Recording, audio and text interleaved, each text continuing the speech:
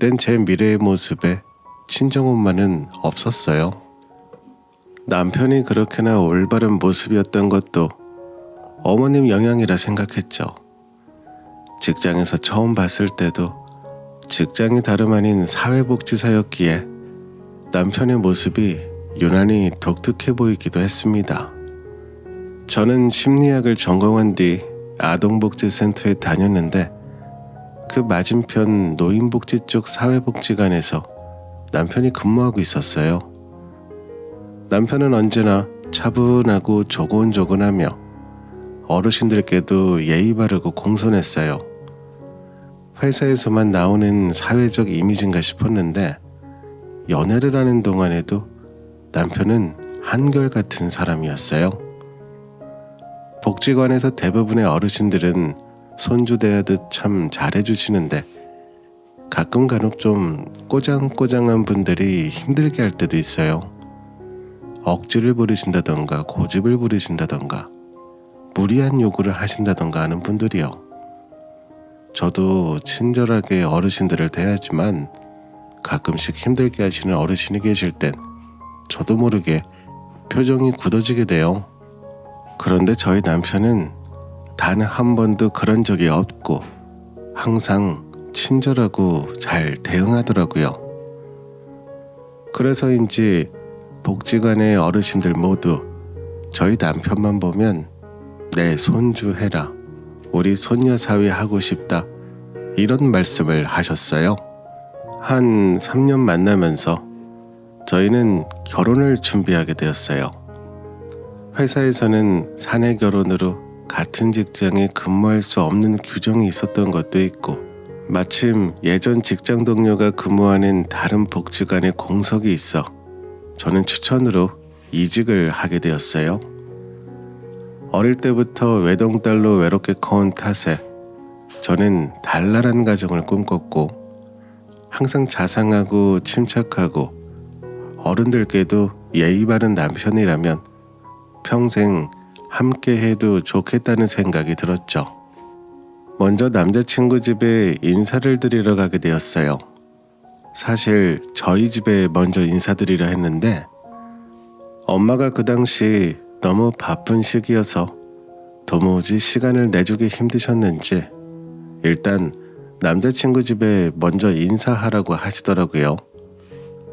예비시댁은 서울에서 가까운 경기도에 위치한 40평대 아파트였어요. 엘리베이터를 타고 내리니 예비 시부모님, 예비 아주버님 부부 모두 현관문을 열고 나와 엘리베이터 앞에서 저희를 맞이해 주시더라고요. 안녕하세요. 유은미라고 합니다. 처음 뵙겠습니다. 안녕하세요. 준아 엄마예요. 오늘 날 고생했어요. 우리 준아한테 얘기 많이 들었어요. 반가워요. 어서 들어와요.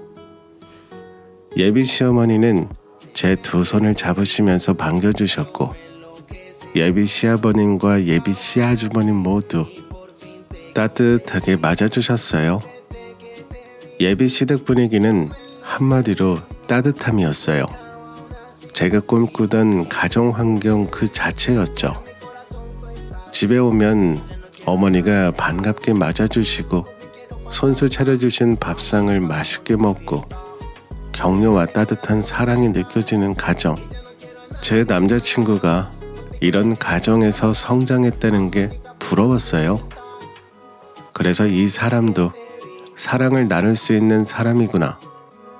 예비 시부모님 모두 정말 온화하고 사랑이 넘치시고 따뜻하셔서 저도 있는 내내 편안하게 만나 뵙고 올 수 있었던 것 같아요. 나오면서 남편이 우리 집 식구들 어땠냐며 많이 긴장했었냐고 물어보더라고요. 오빠 부모님 참 좋은 분들이신 것 같아.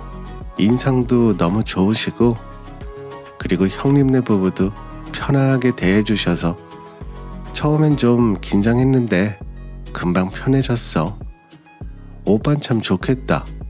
이런 가족 분위기에서 살아서 남편은 이제 저도 한 식구가 될 텐데 같은 식구 아니냐면서 앞으로 항상 이렇게 좋은 가족으로 잘 지내자고 하더군요. 예비씨 댁에 인사드리고 며칠이 지났는데도 엄마가 말씀이 없으시길래 기다리다 먼저 연락을 드렸어요. 엄마, 바쁜 건 알지만 그래도 딸 결혼하는 사위는 상견례 전에 만나봐야 하는 거 아니야? 어쩜 그렇게 나한테 관심이 없어?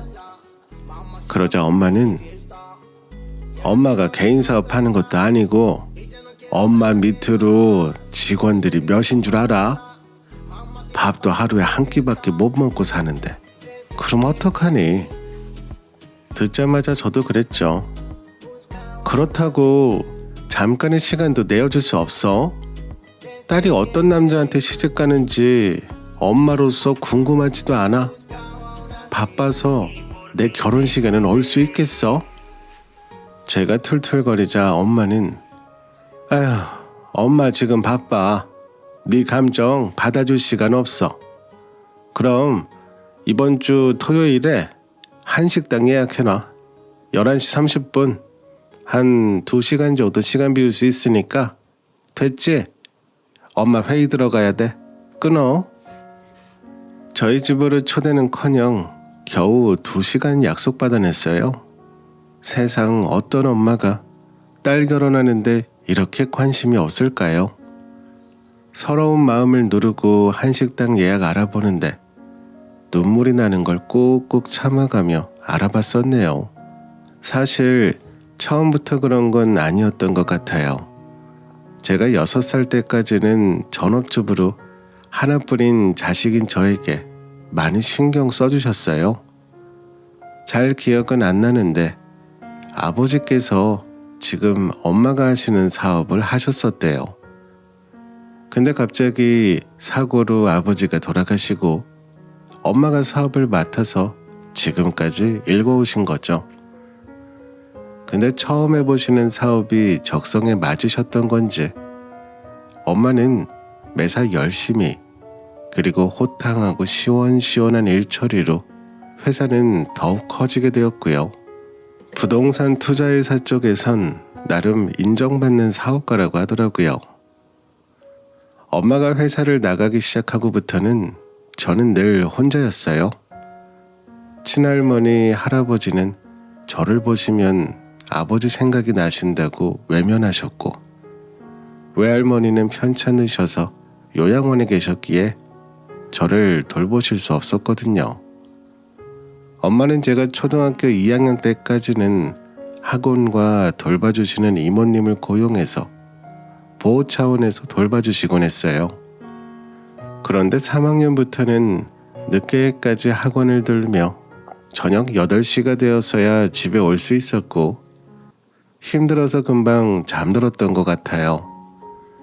그래서 저에겐 언제나 친구가 있어야 했어요.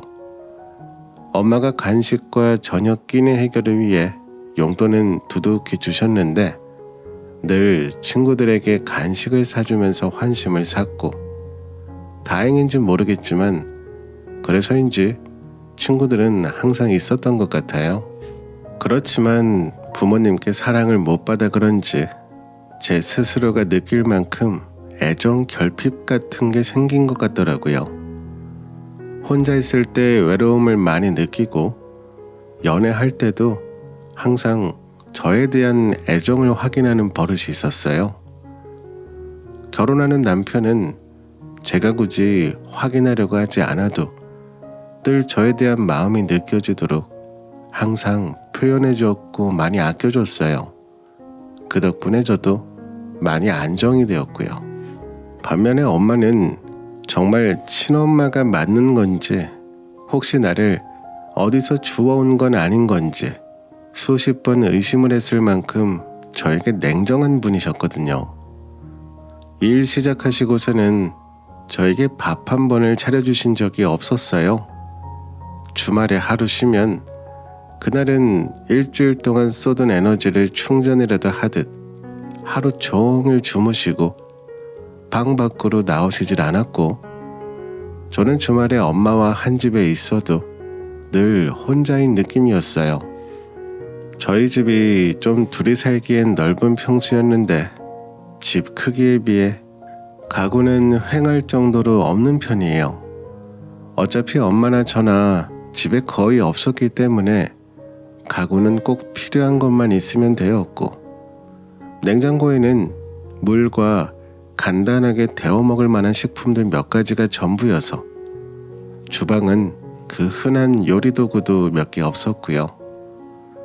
한 번은 너무 외롭고 집안이 썰렁하고 허전해서 엄마한테 강아지라도 키우게 해달라고 말씀드렸는데, 반려동물 키우면 배변 뒤처리는 어떻게 할 것이며 집에 냄새 풍기는 거 너무 싫고 관리도 어렵다면서 절대 안 된다고 딱 자르시더라고요. 그런 분인데 그날 남자친구와 인사드리러 간 자리에서는 정말 예상 밖의 이야기를 하셨어요.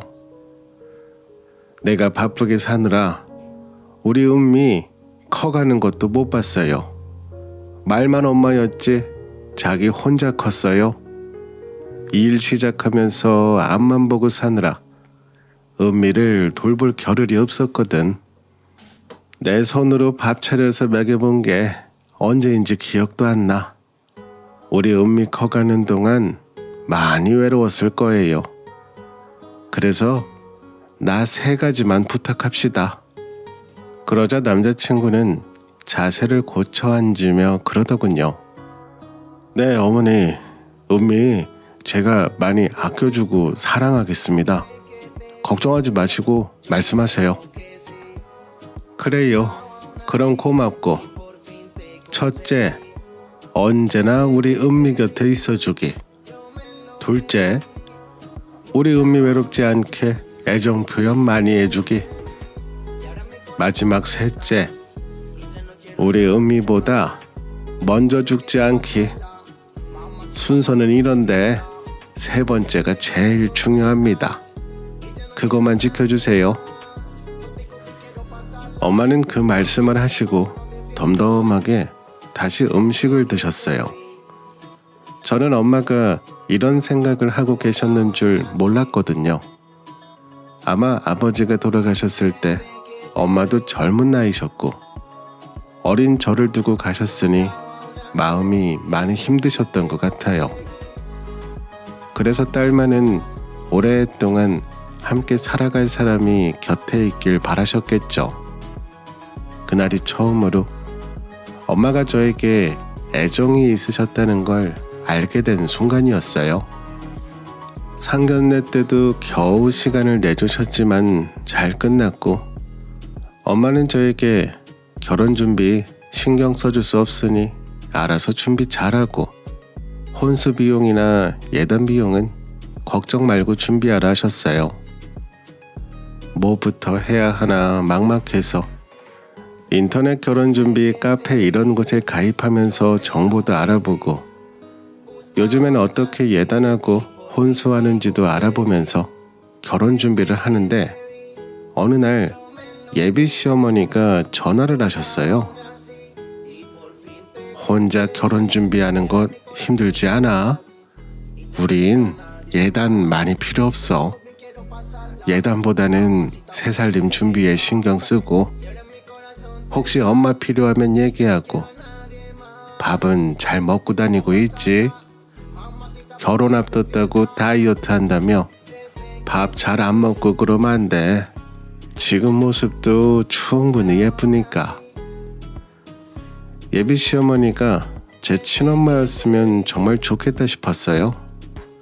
어머니께서는 이렇게 언제나 먼저 전화 주셔서 격려해 주시고 우리 며느리 잘 얻었다고 다들 칭찬한다면서 좋은 말씀도 해주시고 나중에 혼수 장만할 때 제가 주방 살림 같은 건 집에서 써본 적이 없어서 어떤 걸 사야 할지 몰라 여쭤봤는데 직접 같이 발품 팔아다니며 사용하기 좋은 것들도 골라주시고 패백 음식 준비까지 함께 해주셨어요. 신혼집으로는 남편이 전세 끼고 구입했던 집이 있는데 세입자 전세비는 시댁에서 해주시면서 저희는 무리 없이 신혼집을 마련할 수 있었어요. 더 할 것도 없이 집에 딱 맞게 혼수 준비했고 시댁에서도 저에게 많은 것을 요구하시진 않아서 결혼 준비는 순조롭게 잘 되었어요. 그렇게 저는 결혼하게 되었고 신혼집도 시댁에 가까워서 자주 드나들었어요.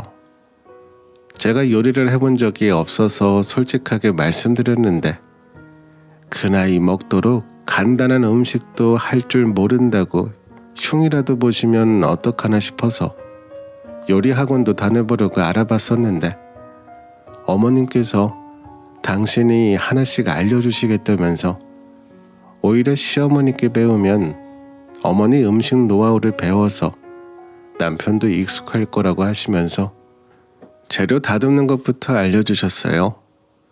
다른 시어머니들 같으면 친정 험담도 하면서 혼내기도 했을 텐데 저희 시어머니는 그럴 수도 있다고 하시면서 집에 오셔서 옷 수납장, 주방 수납장 모두 다 정리해 주시면서 저에게 하나씩 알려주셨어요. 어디에 무엇을 두었는지 한눈에 알 수 있도록 싹 정리해 주셨는데 정말 전업주부의 내공이 이런 거구나 감탄했죠. 나중에 남편에게 들은 말인데 어머님은 시할머님을 90세까지 모셨다네요. 전형적인 옛날 어머니 세대 며느리였나 봐요. 남편이 어르신들 공경하고 예의 바름이 자연스러운 게 어머님을 통해 보고 배웠던 것 같더라고요.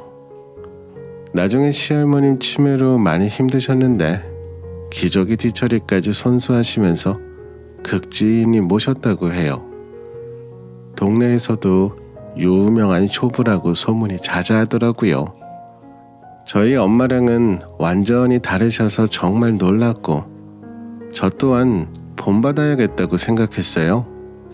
그때부터는 시어머니를 더 자주, 더 오래 만났습니다. 만나면 편안하고 진짜 우리 어머니 같고 의지할 수 있는 그런 분이셨거든요.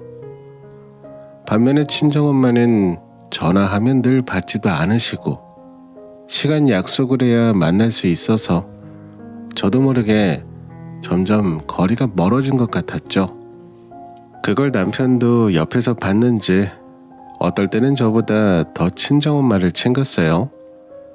주말에 일부러 시간 맞춰서 친정에 가자고 한다던가 선물도 남편이 미리 준비하기도 했고 양쪽 집안 자식이 서로 뒤바뀐 건가 싶은 정도였죠.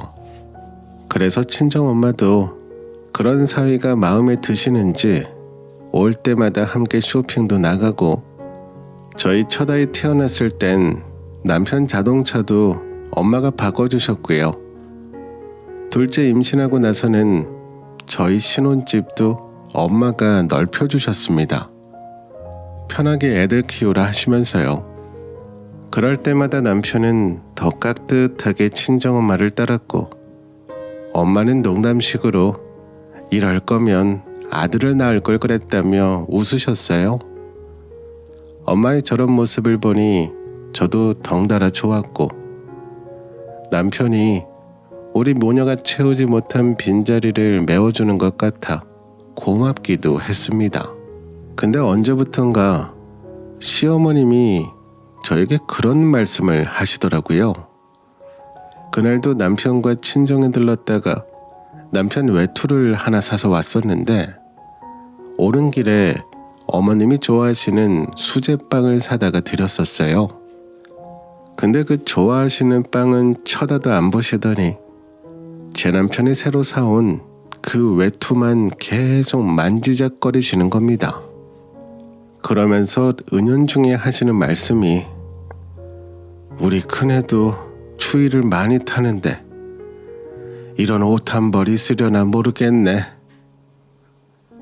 그때 남편은 방에 들어가 있어서 못 들었지만 저는 분명히 들었거든요. 그날따라 어머님 표정이 심각하시길래 무슨 일인가 싶었는데 아주버님 걱정을 하시는 듯 보였습니다. 저희가 신혼집을 옮기고 나서 집들이를 하려 할 때도 어머님이 하지 말라 막으셔서 그러자고 했었고요. 집들이는 신혼 때 처음 한 번만 하면 그만이라며 저보고 힘들 텐데 뭐하러 그런 걸 준비하냐 하셨지만 그날 아주버님을 걱정하는 어머님 표정을 보니 예전 집들이 반대하셨을 때도 비슷한 심정이시구나 싶었죠. 어머님에게는 첫째가 더 각별하신 것 같았어요. 저도 아들만 둘라 기르는데 아직은 애들이 어려 그런지 어린 둘째에게 신경이 더 갔거든요. 그렇다고 저랑 남편이 아주버님 앞에서 개념 없이 자랑하고 그러는 것도 아니고 더 솔직히 말해 애들 키우느라 바빠서 만날 일도 거의 없긴 해서요. 그날부터 저도 아주버님에 대해 의식하기 시작했죠. 의식할 수밖에 없게 됐어요. 어머님이 저를 부르지 않으셨거든요. 제가 가겠다 해도 어머님은 괜찮다 그러시고 일부러 저를 밀어내는 듯한 모습에 저도 내색은 하지 않았지만 솔직히 좀 심란하긴 했습니다. 어머님이 밀어내시기에 시댁에는 가지 못했고 그러면서 자연스럽게 친정에서 보내는 시간이 점점 늘었어요. 남편도 친정엄마를 잘 따랐고 엄마는 회사 정리하시고 집에서 쉬게 되시면서 예전과는 달리 저를 자주 부르시기도 했고 손주들 얼굴 보고 싶다는 말도 자주 하셔서 어릴 때 엄마와 못 보낸 시간을 이제야 채우나 보다 싶었습니다. 근데 하늘도 무심하시지 엄마는 이번에도 참 많이 서두르셨어요. 간암이라고 그리고 급성이라 진행이 20배는 빠르다며 한평생 일만 해오시던 친정엄마는 이번에도 그리 바쁘게 제 곁을 떠나셨습니다.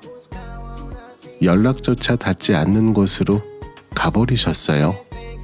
병실에서 눈물 범벅인 제 손을 잡아주지도 않으시고는 이제 저는 아무도 남지 않는 혼자 남게 되었죠. 소식을 들을 남편이 당장 저에게 왔고 멍하니 있던 저를 대신해 침착하게 장례식장부터 알아보더라고요. 장례식장에 앉아있는데 이상하게 실감이 안 나는 건지 눈물도 안 나오더라고요. 엄마가 회사 사장이라 그런지 회사분들도 엄청 많이 오시고 거래처 분들도 많이 오셔서 장례 기간 내내 북적북적 하더라고요. 수많은 사람들 속에 저와 남편 단둘이 사람들을 맞이했고 외가 쪽 친척들이 도와주러 오셔서 가끔씩 밖에 나가 인사드리고 저는 거의 넋이 나간 채로 3일이라는 시간을 보내야 했습니다. 근데 딱 한 가지